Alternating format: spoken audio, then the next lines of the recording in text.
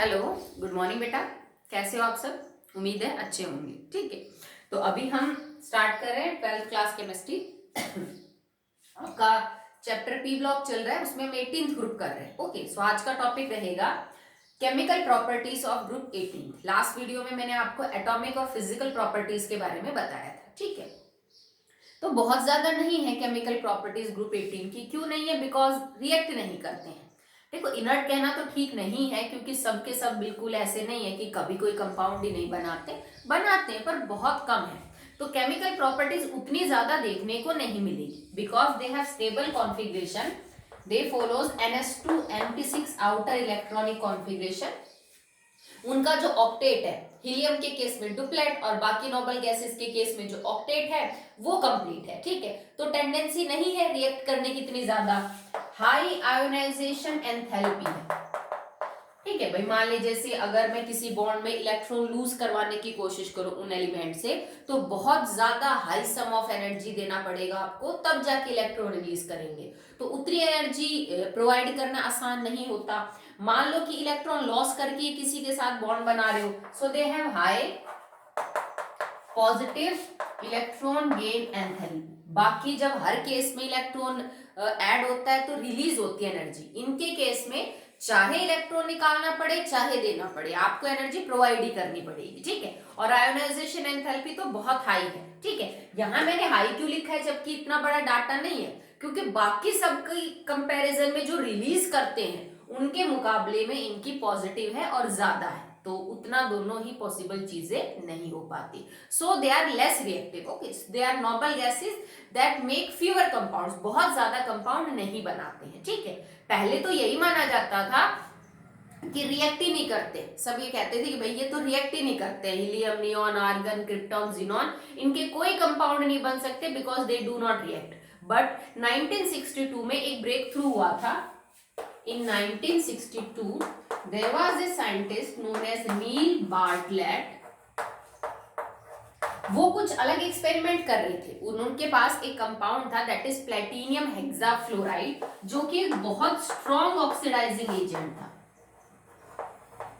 वो अपने को एक्सपेरिमेंट कर रहे थे जिनमें उन्होंने platinum, not phosphorus, platinum hexafluoride, जो कि एक अच्छा खासा स्ट्रॉन्ग ऑक्सीडाइजिंग एजेंट था, ये इसकी रिएक्शन ऑक्सीजन गैस के साथ करवा के O2 जो है उसका ऑक्सीडेशन करना चाहते थे। जैसे O2 gas react with platinum hexafluoride, ये यहाँ पे स्ट्रॉन्ग ऑक्सीडाइजिंग एजेंट है बेटा।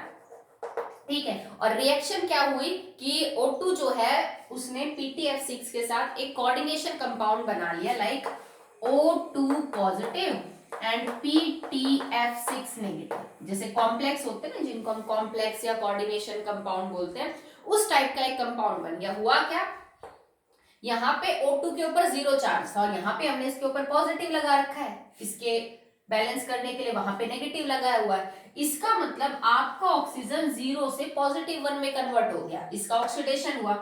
ठीक है, और ये काम किसने किया है? PTF6 ने। देखो, oxygen second highest electronegative element है 3.5 इलेक्ट्रोनेगेटिविटी के साथ। बहुत कम टेंडेंसी है इसके अंदर कि ये अपने इलेक्ट्रॉन लूज करे, सीधी सी बात है ये। आपको पता है बहुत कम कंपाउंड होते हैं, जैसे क्योंकि मैंने तो यहाँ पे 0 में लिया ना, तो 0 से नीचे तो बेटा या तो ये +1 फ्लोरीन के साथ करता है या +2 फ्लोरीन के साथ। यहाँ पे ये इतना स्ट्रॉन्ग ऑक्सीडाइजिंग एजेंट था कि इसने ऑक्सीजन को मजबूर कर दिया O2 पॉजिटिव में कन्वर्ट होने के लिए, मतलब उसका ऑक्सीडेशन कर दिया। It is that powerful oxidising agent जो सेकंड हाईएस्ट इलेक्ट्रोनेगेटिव एलिमेंट को उसकी पॉजिटिव ऑक्सीडेशन स्टेट के अंदर पहुंचा सकता है। ठीक है, जो पहली आयोनाइजेशन एंथैल्पी थी ना ऑक्सीजन की, क्योंकि देखो मैंने यहाँ लिखा है पॉजिटिव, पॉजिटिव का मतलब O2 में से एक इलेक्ट्रॉन निकाला गया है। तो जो ऑक्सीजन की पहली आयोनाइजेशन एंथैल्पी थी, the first ionisation enthalpy was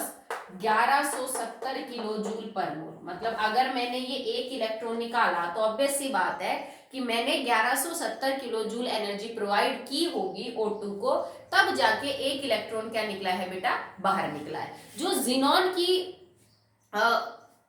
first ionisation enthalpy थी, I think it's for xenon, sorry, हाँ जिनॉन की बेटा first ionisation of enthalpy of xenon is 1117 और जो फर्स्ट आयोनाइजेशन एंथैल्पी थी ऑक्सीजन की वो थी 1175 किलो जूल पर मोल।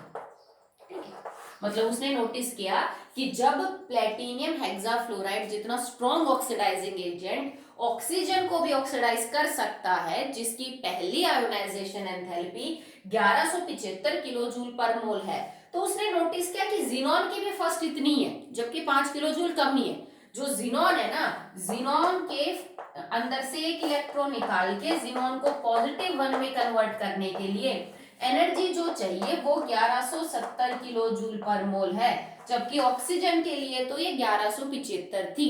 अगर प्लेटिनियम हेक्साफ्लोराइड इसको इसमें कन्वर्ट कर सकता है तो क्या वो जिनॉन को भी मजबूर कर सकता है कंपाउंड बनाने के लिए, ऑक्सीडेशन करने के लिए? क्योंकि अगर देखो ऑक्सीजन O पॉजिटिव में कन्वर्ट हुआ, ठीक है, तो उतनी एनर्जी दी, तो जिनॉन को भी देख लेते हैं, उसकी भी वैल्यू उतनी है, क्या पता वो भी जिनॉन पॉजिटिव में कन्वर्ट हो जाए। और उसने ऐसा ही एक एक्सपेरिमेंट किया, ही रिएक्ट जिनॉन विद PtF6, ठीक है, और इस मैनर में ही एक कंपाउंड की फॉर्मेशन हुई जैसे यहां हो रही थी, XePtF6 नेगेटिव और यहां पॉजिटिव। तो सेम मैनर में जिनॉन भी पॉजिटिव ऑक्सीडेशन स्टेट के अंदर कन्वर्ट हो गया, जिनॉन भी ऑक्सीडाइज हो गया। तो यहां नील बार्टलेट की इस रिएक्शन ने, इस रिसर्च ने पहली बार ये प्रूव किया कि जिनॉन एक नोबल गैस भी रिएक्शन कर सकती है। हाँ, उसको रिएक्शन करने के लिए जो बेटा कंडीशन है ना वो बिल्कुल भी नॉर्मल नहीं होगी। जैसे कोई बहुत ही स्ट्रॉन्ग ऑक्सीडाइजिंग एजेंट आपको लेना पड़ेगा जो मजबूर कर सके उस नोबल गैस को रिएक्ट करने के लिए। बट आप ये नहीं कह सकते कि रिएक्ट नहीं करती, करती है, पर कंडीशन उतनी हार्ड आपको लेनी पड़ेगी, ठीक है।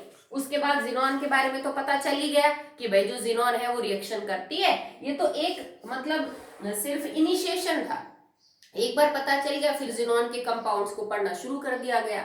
तो आगे और बहुत सारे कंपाउंड निकले जिनॉन के, फ्लोरीन के साथ, ऑक्सीजन के साथ, ऑक्सीजन और फ्लोरीन दोनों के साथ।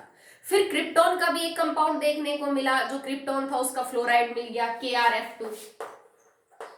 बाकी कंपाउंड ज्यादा स्टेबल है नहीं क्रिप्टॉन फ्लोराइड के और उनको पढ़ा भी नहीं गए। रेडॉन का भी एक ऐसा ही कंपाउंड मिला RnF2, पर इसको भी ज्यादा स्टडी नहीं किया गया है। जबकि हीलियम, नियोन और आर्गन का अब तक कोई कंपाउंड देखने को नहीं मिला है, ठीक है। अगर मैं रीजन की बात करूं कि व्हाई जिनॉन एंड क्रिप्टॉन, तो उसका रीजन देखिए। So why this is only possible with krypton, xenon and radon. तो वो है बेटा इनकी आयोनाइजेशन एंथैल्पी का डाटा। हीलियम, नियोन और आर्गन साइज में इतने छोटे हैं कि उनकी आयोनाइजेशन एंथैल्पी बहुत हाई है, कम तो इनकी भी नहीं है। पर बेटा अगर मैं साइज के हिसाब से चेक करूं तो आपको पता है ना, आयोनाइजेशन एंथैल्पी साइज के इनवर्सली प्रोपोर्शनल होती है। जितना बड़ा साइज उतनी आयोनाइजेशन एंथैल्पी कम।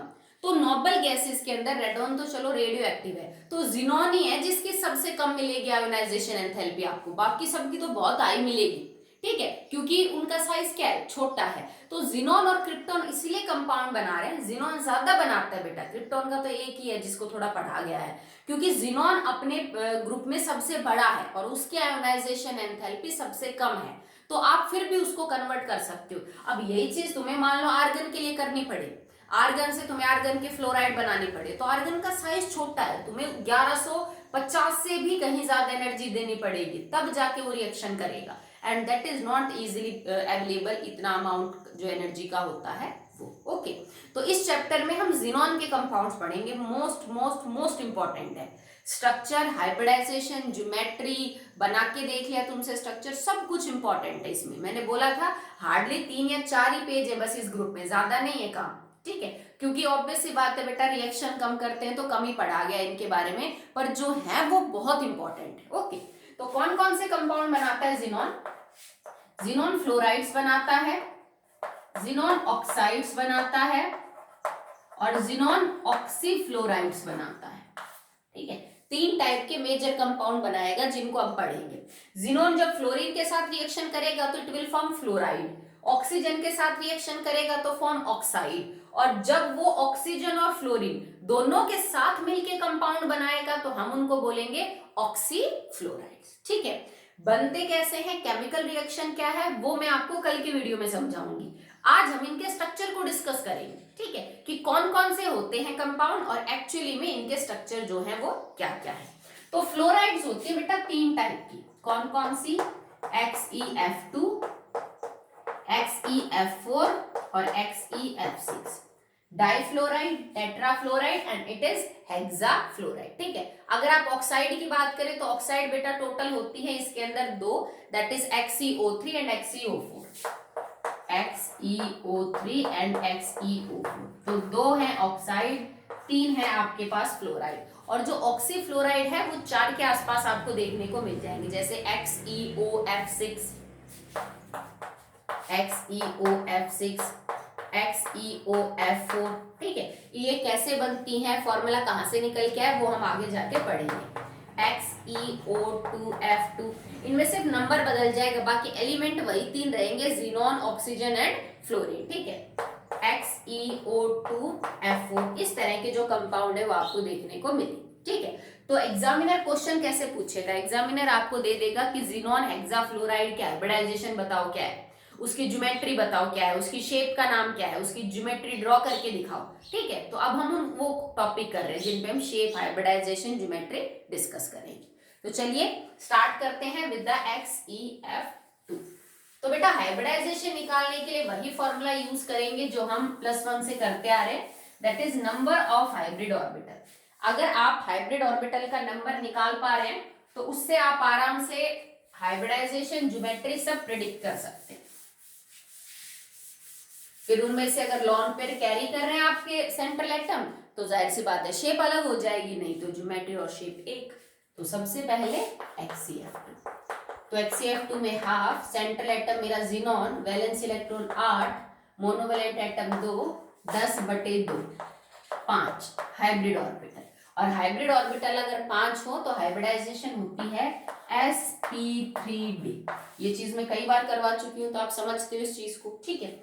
इसके हिसाब से जो ज्योमेट्री है वो होगी बेटा ट्राइगोनल बाइपिरामिडल, ठीक है। ओके, सो देखो इसमें 5 ऑर्बिटल है टोटल, 3, 4 और 1 5, तो मतलब 5 बॉन्ड बनने चाहिए। बट एक्चुअली में आपके जो बॉन्ड बन रहे हो तो खाली कितने बन रहे बेटा, 2 ही बॉन्ड बन रहे हैं। तो इसका मतलब 2 बॉन्ड अगर बन रहे हैं और तो 3 पोजीशंस पे लॉन पेयर होंगे, सिंपल सी बात है।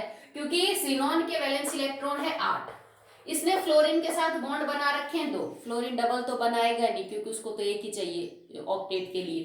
तो इसका मतलब 8 में से 2 इलेक्ट्रॉन तो उसने बॉन्ड बनाने में खर्च कर दिए फ्लोरीन के पास। तो कितने इलेक्ट्रॉन बच रहे हैं, 6 इलेक्ट्रॉन से कितने लॉन पेयर बन जाएंगे, 3। अब ट्राइगोनल बाइपिरामिडल कुछ इस टाइप की स्ट्रक्चर है, ये ज्योमेट्री है, जानते हो आप। अब इसमें आपको 3 जगह तो लॉन पेयर सेट करने और 2 जगह बॉन्ड बनाने। और लॉन पेयर रिपल्शन क्योंकि सबसे ज्यादा है तो उसको दूर से दूर रखो।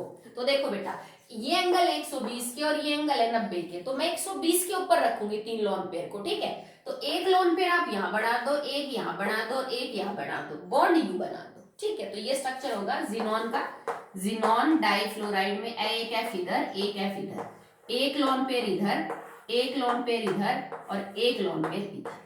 मतलब लॉन पेयर रहेंगे इक्वेटोरियल पोजीशन पे, 120 एंगल उनके बीच रहेगा, जबकि जो फ्लोरीन है वो परपेंडिकुलर पोजीशंस के ऊपर रहेंगे, ठीक है। तो ज्योमेट्री तो हो गई ट्राइगोनल बाइपिरामिडल, हाइब्रिडाइजेशन हो गई sp3d, पर शेप के लिए आप लॉन पेयर को दबा लीजिए तो बिल्कुल सीधा दिख रहा है ना बेटा, तो it is linear in shape. अब इसकी शेप का नाम क्या हो जाएगा, लीनियर। ये कुछ कैसा लग रहा है तुम्हें, ये I3 नेगेटिव जैसा नहीं है, ठीक है।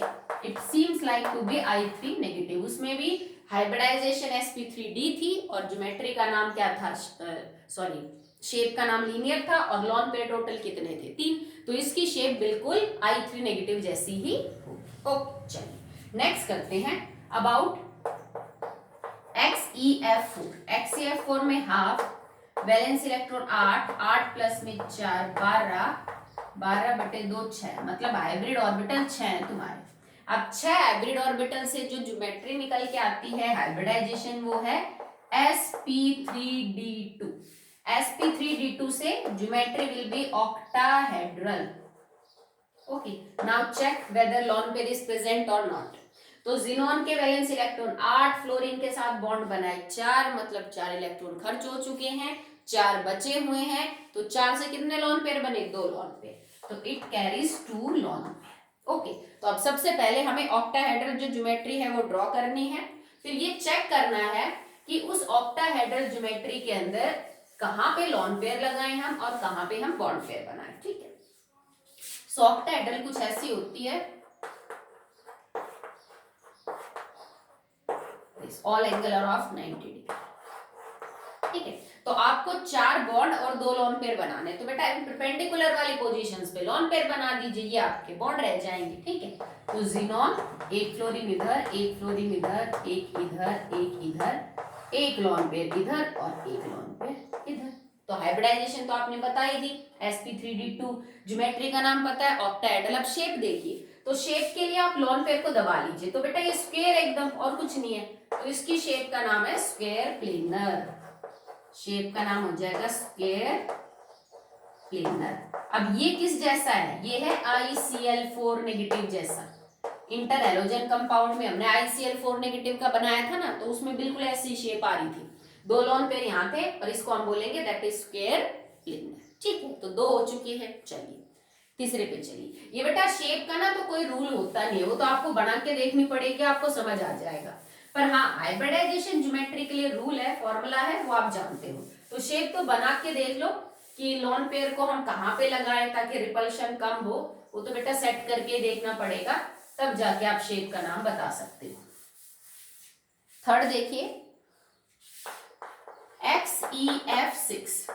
नाउ हाफ 8 प्लस में 6, तो 14/2 7। 7 हाइब्रिड ऑर्बिटल से हाइब्रिडाइजेशन होती है बेटा sp3d3। ठीक है, 3 और 3 6 और 1 7, मतलब अगर इसमें 7 हाइब्रिड ऑर्बिटल है तो geometry should be pentagonal bipyramidal. Pentagonal bipyramidal. Okay, hybridisation निकल गई, हाइब्रिड ऑर्बिटल से पता चल गया। अब पेंटागनल बाइपिरामिडल तो है ज्योमेट्री, शेप देख लेते हैं मैटर करेगी कि नहीं, लोन पेयर है कि नहीं। भाई जिनोन के वैलेंस इलेक्ट्रॉन 8 में से 6 यूज कर चुका है फ्लोरीन के साथ 6 बॉन्ड बनाने में, जबकि एक लोन पेयर बचा हुआ है, so it carries 1 lone pair. अब ये जो एक लोन पेयर है ना, ये इसका मतलब शेप डिसाइड करेगा। तो सबसे पहले हम पेंटागनल बाइपिरामिडल बना लेते हैं। ठीक है, तो पेंटागनल ऐसे बन जाएगा आपका बी। ठीक है, एक परपेंडिकुलर इधर और एक परपेंडिकुलर इधर, ये कुछ ऐसा है आपका स्ट्रक्चर। ठीक है, पेंटागन, उसके ऊपर और नीचे परपेंडिकुलर। ठीक है, तो आपको 6 तो बॉन्ड बनाने हैं। ठीक है, और एक जगह के ऊपर आपको क्या लगाना है? Loan pair. तो आप क्या करो, 5 तो ये जो पेंटागन वाली पोजीशन है ये, और एक परपेंडिकुलर पे फ्लोरीन लगा दो, एक परपेंडिकुलर पे लोन पेयर कर दो। ठीक है, जैसे मैं ये कर सकती हूँ, जिनोन 1 2 3 4 5 और एक फ्लोरीन इधर लगा दो, तो ये तो पेंटागन हो गया आपका, और यहाँ पे हमने लोन पेयर लगा दिया। ठीक है, वैसे कोई जरूरी नहीं है कि लोन पेयर यहाँ हो, लोन पेयर जो है ना फ्लक्चुएट करता रहता है, परपेंडिकुलर पोजीशन पे एक बार फ्लक्चुएट करता रहेगा, एक बार पेंटागन पोजीशन पे, एक बार परपेंडिकुलर पोजीशन पे फ्लक्चुएट करता रहेगा। ठीक है, ये जो स्ट्रक्चर है, इस स्ट्रक्चर को आप कुछ कुछ कह सकते हो, दैट इज डिस्टॉर्टेड ऑक्टाहेड्रल, या फिर हम इसको मोनोकैप्ड ऑक्टाहेड्रल स्ट्रक्चर भी बोलते हैं। ठीक है, ये दिखने में 3 डायमेंशनल स्ट्रक्चर है, तो पेपर पे थोड़ा अटपटा लगता है, पर आप इसको यूं समझो कि जिनोन है, 5 फ्लोरीन है। ठीक है, और एक ऊपर फ्लोरीन और एक नीचे, या तो ऊपर लोन पेयर लगा दो, नीचे लगा दो, कोई फर्क नहीं पड़ता। ठीक है, पर ये जो लोन पेयर है ना, ये भी अपनी पोजीशन पे फिक्स नहीं होता है। एक बार लोन पेयर यहाँ परपेंडिकुलर पे है, तो एक बार ये पेंटागन वाली पोजीशन पे चला जाएगा, तो पेंटागन का बॉन्ड उठ के कहाँ पे आ जाएगा? परपेंडिकुलर। ये फ्लक्चुएट करते रहते हैं आपस में। ठीक है, तो इस शेप का नाम हो जाएगा डिस्टॉर्टेड ऑक्टाहेड्रल। डिस्टॉर्टेड ऑक्टाहेड्रल, ये कई बार हम इसको मोनोकैप्ड ऑक्टाहेड्रल भी बोल देते हैं। ठीक है, इस शेप को थोड़ा सा ध्यान रख लेना, थोड़ी सी अटपटी सी शेप। ओके, तो हमने अब तक 3 जो फ्लोराइड थे उनके जो स्ट्रक्चर, हाइब्रिडाइजेशन, ज्योमेट्री, शेप, वो सब बेटा कंप्लीट कर लिए हैं। अब हम बात करते हैं अबाउट द ऑक्साइड्स। बहुत इजी है, आसान टॉपिक है, कोई दिक्कत नहीं आएगी आपको अगर आप समझ के करोगे, रटोगे तो फिर बेटा सारे कंपाउंड में वही जिनोन ऑक्सीजन फ्लोरीन है, उसका उसमें बना के आ जाओगे और उसका उसमें। ठीक है, तो चलिए स्टार्ट करते हैं विद ऑक्साइड। तो सबसे पहले जिनॉन की ऑक्साइड है XeO3, तो हाफ और 8, आगे तो कुछ है ही नहीं, क्योंकि ना तो कैटायन ना तो एनाइन, और ऑक्सीजन तो डाइवेलेंट एटम है, तो कंसिडर कर ही नहीं सकते उसको। तो मतलब जाहिर सी बात है 4 आएगा आपका आंसर, हाइब्रिड ऑर्बिटल 4 है। 4 से आएगा sp3 हाइब्रिडाइजेशन, ठीक है। देखो अब sp3 हाइब्रिडाइजेशन है तो मतलब टेट्राहेड्रल ज्योमेट्री है आपकी, टेट्राहेड्रल ज्योमेट्री। ओके, अब टेट्राहेड्रल ज्योमेट्री में लोन पेयर है कि नहीं वो चेक कर लेते। कैसे चेक करोगे? देखो जिनोन के 8 इलेक्ट्रॉन है। अब तुम कहोगे मैडम ऑक्सीजन के साथ 3 बॉन्ड बना रखे, 3 खर्च कर दिए, 5 बचे। ना बेटा, क्योंकि ऑक्सीजन सिंगल बॉन्ड नहीं बनाएगा। ऑक्सीजन के पास 6 वैलेंस इलेक्ट्रॉन है ना, तो उसको 2 शेयर करने, तो ऑक्सीजन जिनोन के साथ डबल बॉन्ड बनाएंगे।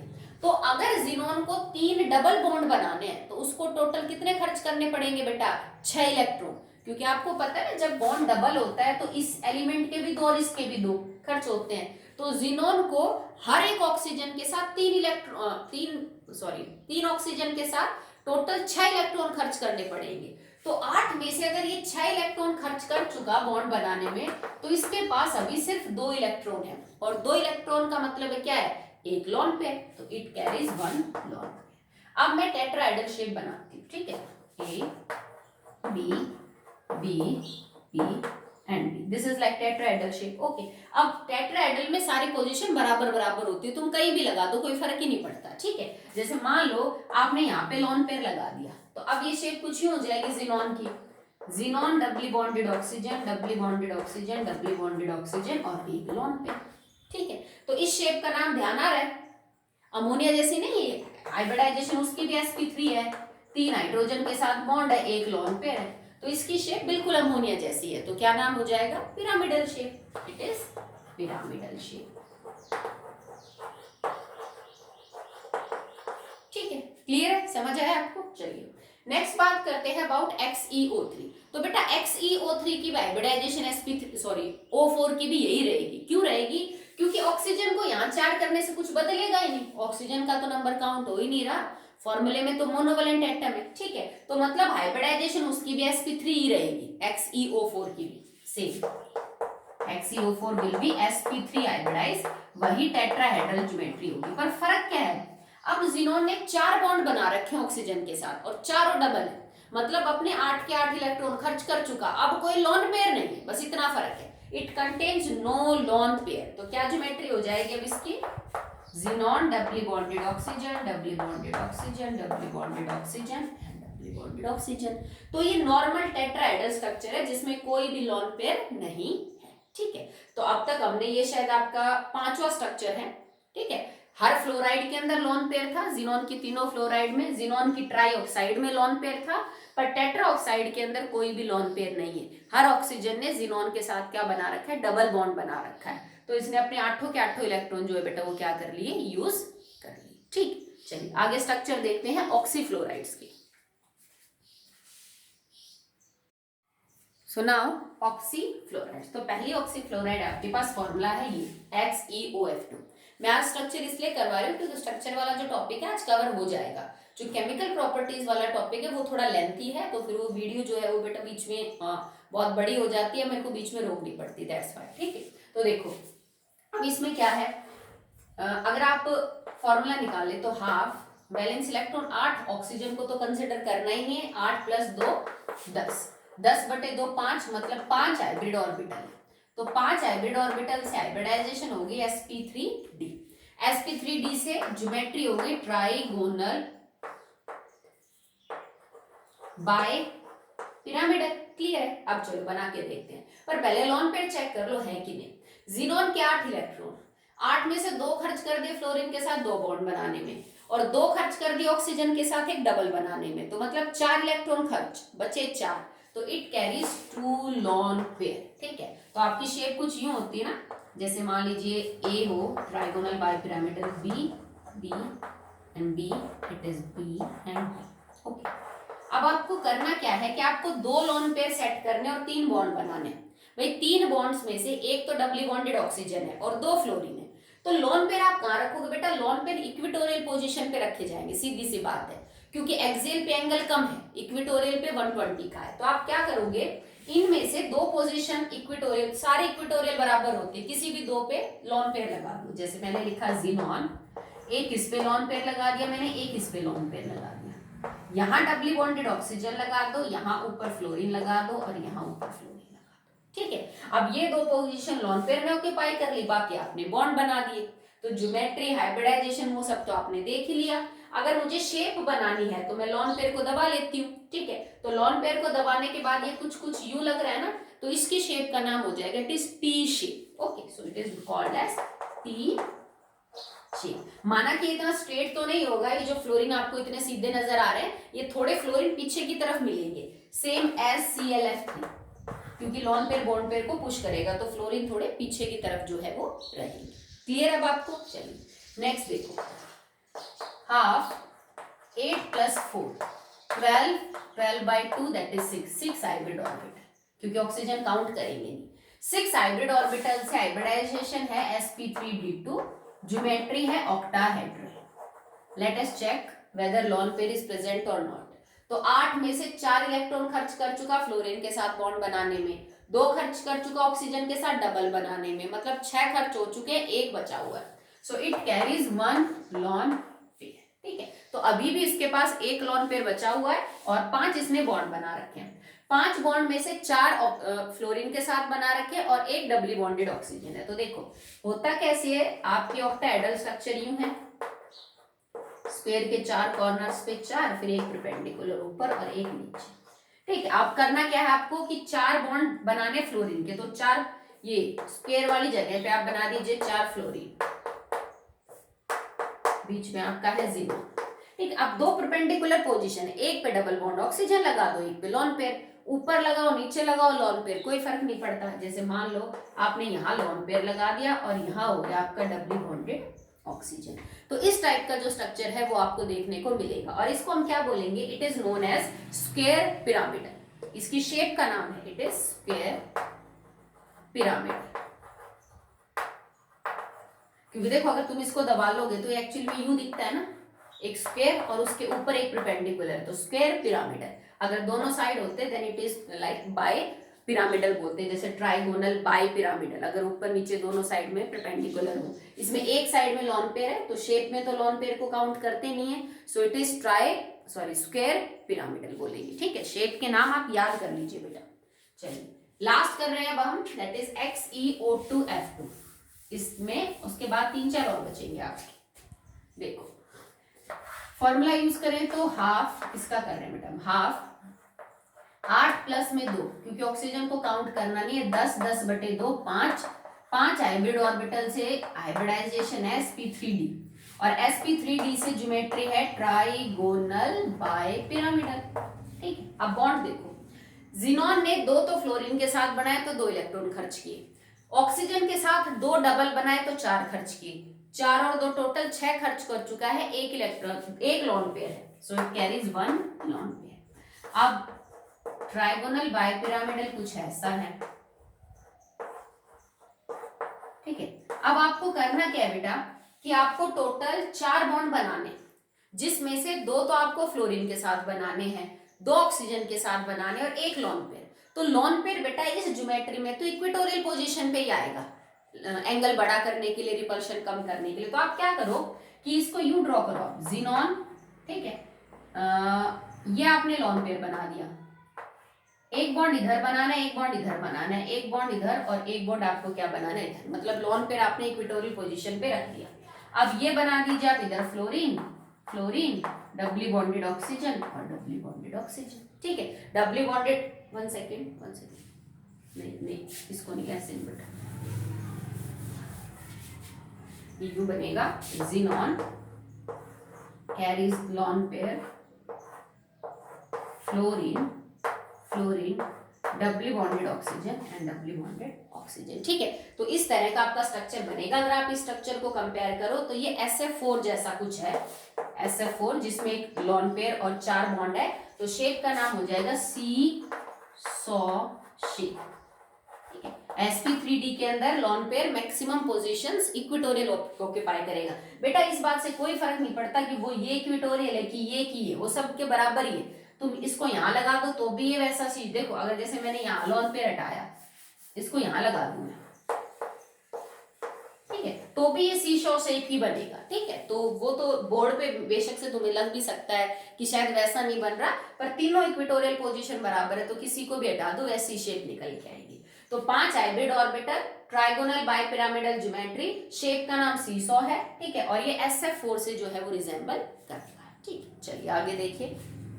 तो 3 तो हमने कर लिए ऑक्सीफ्लोराइड्स में।